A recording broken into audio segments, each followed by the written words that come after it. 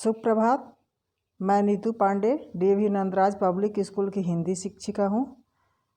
मैं क्लास 9 में गद्य खंड पाठ 1 जिसका शीर्षक है दो बैलों की कथा आपको मैं पढ़ाने जा रही हूँ। इस कथा के लेखक है प्रेमचंद्र, मुंशी प्रेमचंद्र इनका कहते हैं। तो कथा को पढ़ने से पहले आइए कुछ प्रेमचंद्र जी के बारे में जान जाते हैं। दो बैलों की कथा के लेखक सर्वश्रेष्ठ उपन्यासकार और कहानीकार मुंशी प्रेमचंद्र जी हैं। इनका जन्म बनारस के लम्ही गांव में हुआ था। बचपन में ही इनकी माता पिता की मृत्यु हो गई थी। आर्थिक तंगी के कारण इनका जीवन अभाव में ही बीता। प्रेमचंद्र जी ने शिक्षा विभाग में नौकरी की, परंतु गांधी जी के असहयोग आंदोलन में भाग लेने के लिए इन्होंने नौकरी से त्यागपत्र दे दिया। इसके बाद वे लेखन कार्य के प्रति समर्पित हो गए। मुंशी जी ने जिस गांव और शहर के वातावरण को देखा था उसी का वर्णन अपनी रचनाओं में किया। तो इनकी रचनाओं में किसानों और मजदूरों की शोचनीय स्थिति, दलितों का शोषण, समाज में नारी की दुर्दशा इत्यादि से संबंधित है।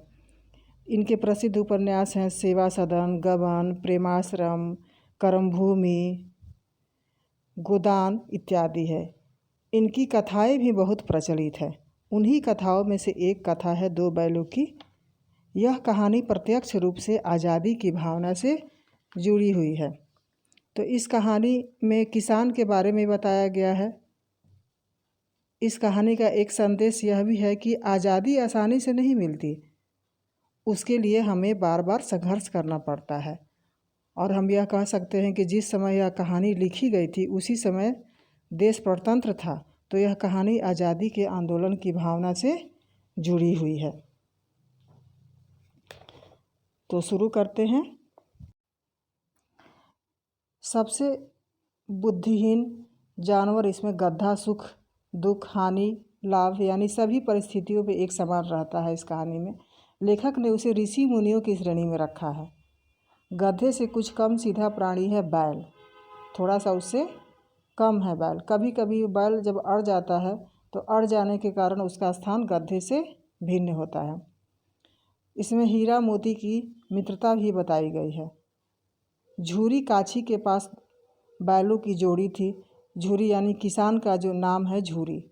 दोनों पछाई जाति के सुंदर सुडौल और मेहनती बैल थे।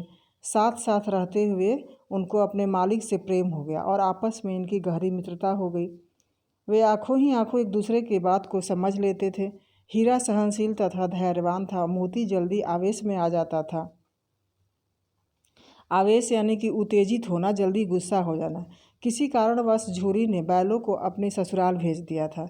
बैलों ने समझा कि मालिक उन्हें बेच दिया है। झूरी का साला गया आगे धकेलता, वे पीछे जोर लगाते। संध्या के समय वे झूरी के साले के यहाँ पहुँच तो गए, पर वे बेगानापन सताने लगा और उन्होंने चारे मुंह तक नहीं डाला।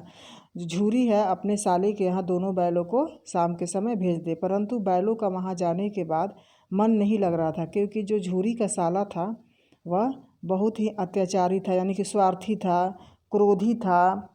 तो इस वीडियो में हम लोग यहीं तक। अब इसकी आगे की कहानी हम लोग नेक्स्ट वीडियो में पढ़ेंगे।